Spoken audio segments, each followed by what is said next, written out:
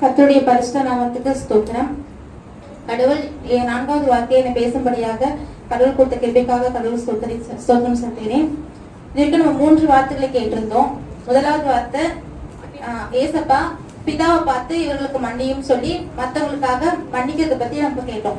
2வது வார்த்தையாக, இன்றைக்கு நீ என்னுடைய கூட பரதேசி இருப்பான்னு கலர்ல ஒரு கண்ணை பார்த்து சொல்றாரு. அதுவுமே மற்ற கலருக்காக அவர் பேசுற வார்த்தை. 3வது வார்த்தை, தன் தாய்க்காகவும் அன்பா இருந்த சீஷனுக்காகவும் அவர் பேசுறாரு. ஆனா இந்த 4வது வார்த்தை, ஏலி ஏலி லாமா சபக்தானி அப்படின்னா, என் தேவனே ஏன் என்னை கைவிட்டீர். இந்த ஒரு வார்த்தை பிதாவை பார்த்து அவர் தனக்காக பேசுற வார்த்தையாக நம்ம பார்க்கிறோம். இதே வார்த்தை மார்க்கு சுவிசேஷத்தில் எழுதப்பட்டிருக்கு. மார்க்கு 15:34 அதிகாரத்தை வாசிக்கும் போது,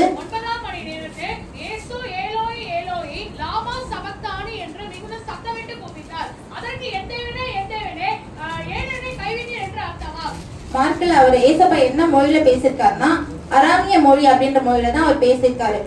எலோகி எலோகி லாமா சபக்தானி, என் தேவனே ஏன் என்னை கைவிட்டீர் என்று சொல்லியிருக்காரு. நம்ம இதை வாசிக்கும் போது நம்மளுக்கு சிம்பிளா இருக்கும், ஏசப்பா ஏதோ பேசுறாரு, ஏன் என்ன கைவிட்டீங்கன்னு கேட்கிறாரு. ஆனா அவர் எவ்வளவு வேதனையில அவர் பேசியிருக்காருன்றதை நம்ம புரிஞ்சுக்கிறவங்களா இருக்கணும். ஏசப்பா வந்து இந்த உலகத்துல 100% மனிதனா தான் அவதரிச்சாரு இல்லைங்களா. நம்மளுக்கு எப்படி பசிக்கும், சாப்பிடுவோம், தாகம் எடுக்கும், எல்லாமே நம்மளுக்கு எப்படி இருக்கும், சின்ன ஒரு முழுக்கு தான் நம்மளுக்கு எப்படி வலிக்குமோ அதே மாதிரிதான் கடவுளுக்குமே வந்து ஏசப்பாவுக்குமே அவர் மனிதனா இருக்கிறாரு அப்படின்னும் போது எல்லாமே அவருக்கும் இருந்திருக்கும்.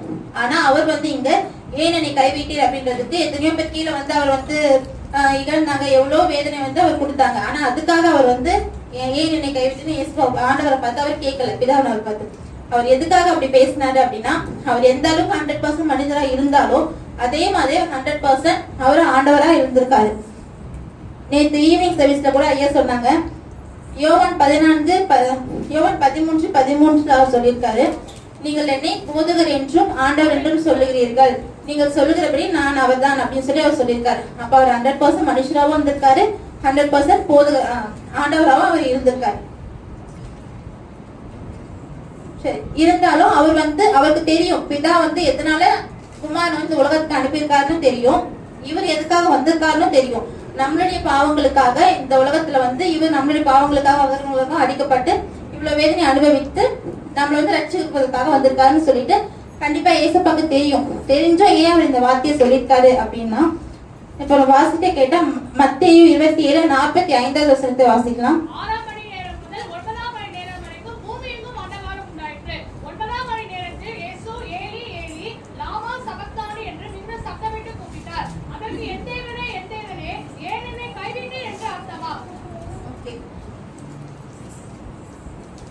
இதுல அவர் வந்து 6 மணி நேரம் தொடங்கி 9 மணி நேரம் வரைக்கும் அந்தகாரம் உண்டாயிற்று அப்படின்னு நம்ம வாசிக்கிறோம் இல்லைங்களா. அப்போ அவர் முதல் 3 வார்த்தையை பேசினதுக்கு அப்புறம் 3 மணி நேரம் வந்து அவர் எதுவுமே பேசாம இருந்திருக்காரு. இந்த உலகம் முழுவதும் அந்தகாரம் உண்டாயிற்று அப்படின்னு நம்ம வாசிக்கிறோம். அவர் வந்து சொல்லியிருக்காரு, நானே ஒளியா இருக்கிறேன் அப்படின்னு சொல்லிட்டு அவர் சொல்லியிருக்காரு. இன்னும் எவ்வளவு வேணும் இருள் இல்லைன்னு சொல்லியிருக்காரு. இருந்தாலும் இந்த 3 மணி நேரம் என்ன எப்படி இருந்திருக்காரு, அவரு சிலுவையில 3 மணி நேரம் இருளில இருந்திருக்காரு. அப்போ அந்த வேதனை தாங்க கூடாம ஏன் அவர் வந்து அவரே ஒளியா இருந்திருக்காரு, அந்த இருளை வந்து அவரால் தாங்கிக் கொள்ள முடியல. எதனால அப்படின்னு பார்த்தா, சங்கீதம் 22:1 அதிகாரம் வாசிக்கலாம்.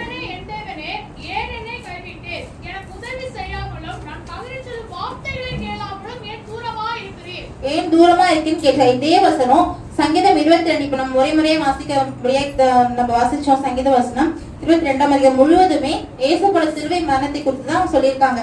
இந்த 22ஆம் அதிகாரம் ஏசு கிறிஸ்துவின் சிலுவை பாடுகளை பற்றிய தீர்க்கதரிசன சுவிசேஷம் அப்படின்னு சங்கீத அதிகாரமே சொல்லலாம். நம்ம ஏன் தூரமா இருக்கேன் என்று கேட்டிருக்காரு. அப்போ வந்து ஏசப்பா குமாரனை விட்டுட்டு வந்து தூரமா இருக்கிறத அவரால் தாங்கிக்க முடியல. பிதாவானவர் இயேசுவை வந்து விட்டுட்டு தூரமா இருக்கிறாரு அப்படின்றத தாங்கிக் கொள்ள முடியாம, அவர் தனிமையாக்கப்பட்டதை அவரால் வந்து ஏற்றுக்கொள்ள முடியாம, இயேசுவால பிதாவால கைவிடப்பட்டவராக இயேசு வந்து இந்த வார்த்தையை சொல்றாரு, என் தேவனே ஏன் என்னை கைவிட்டீர் அப்படின்னு சொல்லிட்டு. அது மட்டும் இல்லாம நம்ம தேவன் வந்து யாருங்க, திருத்துவ கடவுள், திருத்துவ தேவன் இல்லைங்களா. பிதா குமாரன் பரிசுத்தாவியானவர் 3மே வந்து நம்மளுடைய தேவன் தான். சோ இந்த பிதாவானவர் நம்மளுடைய அக்கிரமங்களுக்காக பாவங்களுக்காக ஏசப்பா சிலுவையில் அறியப்பட்டது நிமித்தமாக, நம்மளுடைய முழு பாவமும் அக்கிரமும் அவர் மேல சுமத்தப்பட்டது நிமித்தமாக பிதாவானவர் குமாரனை வந்து விட்டுட்டு தூரமா இருக்கிறார். அது மட்டும் இல்லாம அவர் வந்து ஞானஸ்தானம் பெற்றப்போ பரிசுத்த ஆவியானவர் புறாவை போல அவர் மேல இறங்கினார் நம்ம வாசிக்கிறோம். அப்போ அந்த டைம்ல வந்து அவர் மேல இந்த பரிசுத்த ஆவியும் அவரை விட்டு தூரம் ஆயிடுச்சு.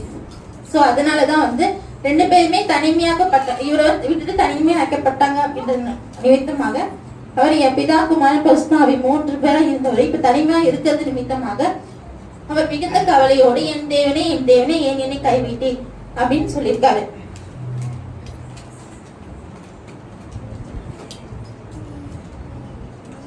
ஏசப்பா நம்மளுடைய பாவத்துக்காக தான் சாபத்துக்காக அவர் அடிக்கப்படும் போது அவர்ல இருந்து இருள் எடுக்கப்பட்டது. அது அவரால் மிகவும் தாங்கிக் கொள்ள முடியல. எபிரேயர் 13:15 இப்ப வந்து இவர் வந்து ஏன் என்னை கைவிட்டுன்னு கேட்டாரு. ஒரு கொஸ்டின் வந்து அதுக்கு கண்டிப்பா ஒரு ஆன்சர்ஸும் இருக்கும் இல்லைங்களா? எபிரேயர் 13:5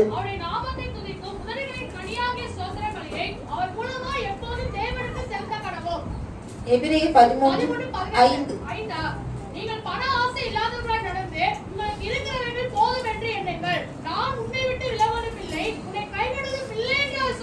நான் உன்னை விட்டு விலகுவதும் இல்லை உன்னை கைவிடுவதும் இல்லைன்னு சொல்லிட்டு ஆண்டவர் சொல்லியிருக்காரு.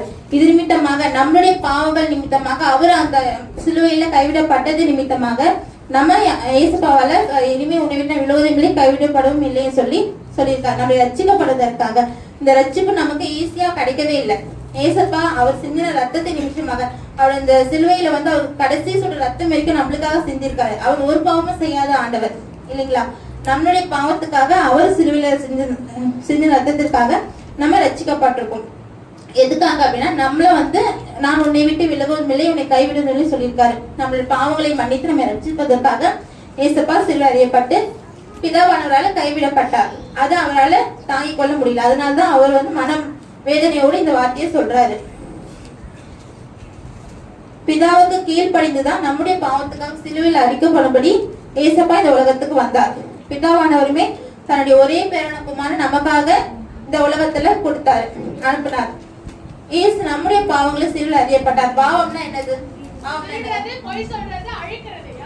எல்லாமே பாவம் தான். நம்ம கண்ணால செய்யறதும் பாவம் தான், கையால செய்யறது பாவம், கொலை பண்ணது எல்லாமே என்னதான் பாவம் தான். நம்மளுடைய பாவத்துக்காக சிலுவை அடிக்கப்பட்டாரு. ஓகே, பட் இதுக்கப்புறமா நம்ம பாவம் செய்தோம் அப்படின்னா அவருடைய 2ஆம் வருகை மிக சமீபமாக இருக்கிறது.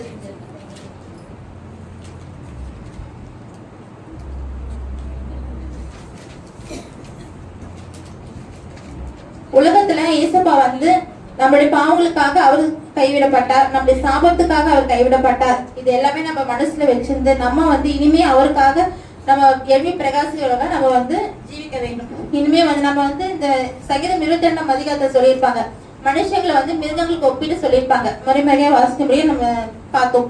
மிருகங்களுக்கு ஒப்பிட்டு சொல்லியிருப்பாங்க. மனுஷங்க வந்து மனுஷ சுபாவத்தை விட்டுட்டு மிருகத்தை போல நம்ம வந்து கோவப்படும் போது, பிற நெந்திக்கும் போது, பிற கஷ்டப்படுத்தும் போது மனுஷனோட சுபாவத்தை வந்து வெளியே வந்துடும். நம்ம அப்படி இல்லாம நம்ம மனுஷ சுபாவத்தோடு ஏசப்பா நமக்கு முன்மாதிரி வைத்து போயிருக்கிறார். அவர் எப்படி இந்த உலகத்துல வாழ்ந்தாரோ அதே மாதிரி நம்மளும் வாழ்ந்து ஏசப்பா போல நம்ம பின்பற்ற யாவரையும் கேட்டுக்கொள்கிறேன். ஏசு கிறிஸ்து முடிஞ்சது.